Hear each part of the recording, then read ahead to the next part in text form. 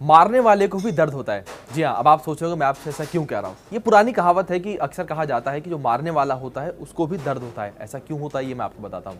14 फरवरी की तारीख आप सभी को याद होगी। 14 फरवरी को पुलवामा में हमला हुआ था, आतंकी हमला किया गया।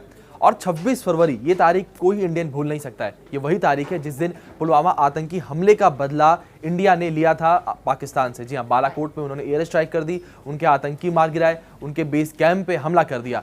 अब आप सोच रहे होंगे कि जो मारने वाले को दर्द कैसे होता है, ये कहानी मैंने क्यों बताई। ये मैं आपको बताता हूँ कि कैसे इसका दर्द इंडिया को भी हुआ। जी हाँ, एयर स्ट्राइक इंडिया ने की, पर इसका जो दर्द है वो इंडिया को कैसे हुआ ये आप जानिए। आप देख रहे हैं इंडिया न्यूज का डिजिटल चैनल इन खबर, और मैं हूं आपके साथ अभिषेक पांडे। बालाकोट एयर स्ट्राइक के बाद पाकिस्तान और भारत के बीच जो तनाव था वो काफी ज्यादा बढ़ गया। दोनों देशों में खींचातानी चलती रही। वहां पे नए प्रधानमंत्री भी बने, इमरान खान। वो भी चाहते रहे कि भारत से बातचीत हो, मामला सुलझे, जो ऑफिस में मामले को सुलझाया जाए, इसको युद्ध के मैदान में लेकर ना आया जाए। मामला यहाँ तक पहुँच गया था जब वो मामला चल रहा था फरवरी और मार्च का। ऐसा लग रहा था एक समय कि भारत और पाकिस्तान के बीच युद्ध हो जाएगा। जी हाँ, पूरे माहौल युद्ध के बने हुए थे। दोनों देशों में खींचातानी लगी हुई थी। बॉर्डर पर बाकायदा फोर्स को तैनात किया गया था और बहुत सारी फोर्स तैनात थी बॉर्डर पर कि कब पाकिस्तान से युद्ध हो जाए ये किसी को पता नहीं था। तो वहीं पाकिस्तान भी अपनी कमर कसकर तैयार था कि अगर भारत कुछ करता है तो हम भी इस बार जवाबी कार्रवाई देंगे, हम पीछे नहीं हटेंगे और भारत को इस बार करारा जवाब देंगे। और वहीं दूसरी तरफ जो बालाकोट में एयर स्ट्राइक हुई थी उसको लगातार पाकिस्तान मना करता रहा। उसने मना किया कि हमारे देश में कोई भी एयर स्ट्राइक नहीं हुई है, कोई भी, ना तो हमारे देश में कोई आतंकी कैंप थे और ना ही कोई आतंकी कैंप तबाह किए गए। वहीं दूसरी तरफ इंडिया ये दावे करता रहा, सबूत तक पेश करता रहा कि हमने एयर स्ट्राइक की है। वहां पर जो करीब 300 आतंकी, 200 से 300 आतंकी उस बेस कैंप में मौजूद थे, वो मर गए। अब ये पूरी कहानी का निचोड़ कैसे निकलता है कि इंडिया को भी इस पूरी मामले का दर्द, यानी कि एयर स्ट्राइक इंडिया ने की और इंडिया को इसका खामियाजा कैसे भुगतना पड़ा। जी हाँ, जब से एयर स्ट्राइक हुई थी उसके बाद से पाकिस्तान ने अपना एयर स्पेस बंद कर दिया था। अब एयर स्पेस, पहले मैं आपको बता दूं क्या होता है। एयर स्पेस वो होता है कि पाकिस्तान के अंदर जो फ्लाइटें जाएंगी उसके ऊपर से जुड़ेंगी, उसको एयर स्पेस कहा जाता है। और उसकी अनुमति देश देता है कि मेरे ऊपर से, मतलब हमारे देश के ऊपर से कौन सी फ्लाइट उड़ेंगी और कौन सी फ्लाइट नहीं उड़ेंगी, कौन सी देश की फ्लाइटें आ सकती हैं, कौन सी देश की फ्लाइट नहीं आ सकती है।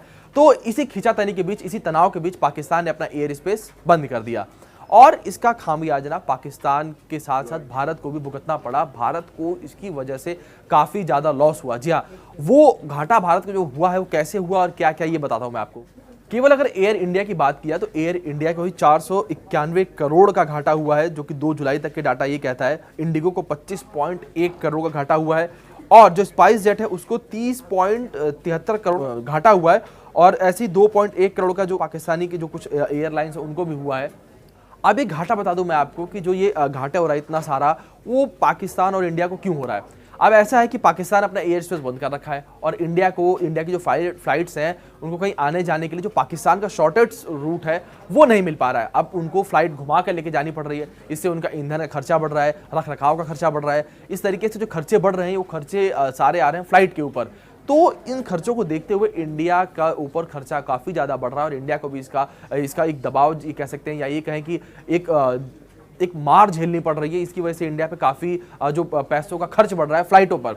और दूसरी तरफ पाकिस्तान को भी इसके चलते काफी जो पैसे खर्च करने पड़ रहे हैं, क्योंकि पाकिस्तान के एयर बेस जो है बंद है और पाकिस्तान भी अब इंडिया के थ्रू अपनी फ्लाइट लेकर नहीं जा सकता है। अब ऐसे में तो दोनों देशों को घाटा हो रहा है। अब इस पूरे मामले में अपडेट एक और ये सामने आ रही है निकलकर कि पाकिस्तान जल्द ही अपना जो एयर स्पेस जो उसने बंद किया है उसको खोल सकता है वो, क्योंकि आप सभी को पता होगा पाकिस्तान खुद एक आर्थिक संकट से जूझ रहा है और पाकिस्तान का जो एयर स्पेस बंद है और पाकिस्तान के अंदर कुछ फ्लाइटें भी लैंड नहीं हो सकती हैं। तो ऐसे में पाकिस्तान के पास जो लैंडिंग का पैसा आता था, पार्किंग का पैसा आता था और इन जो सारे पैसे आते थे वो भी उसके रुके हुए हैं। तो ऐसे में पाकिस्तान ये सोच रहा है कि वो अपना एयर स्पेस खोल दे तो कहीं से कुछ उसके इनकम आना शुरू हो जाए, जो वो घाटे में चलता चला जा रहा है देश, वो शायद थोड़ा ऊपर उठ जाए। फिलहाल तो पूरा मामला यही है। अब ऐसे में देखते हैं कि इंडिया भी इसका क्या माजरा निकालता है। इंडिया भी चाहेगा कि जो इंडिया को घाटा हो रहा है वो कम हो जाए, पाकिस्तान एयर स्पेस खोले तो हम भी सूझबूझ से काम लें और इस एयर स्पेस का जो खोलने का बात है इसको एक टेबल तक ही रखें और एयर स्पेस खोल दिया जाए और दोनों देशों की जो फ्लाइटें हैं वो आना जाना शुरू हो जाए।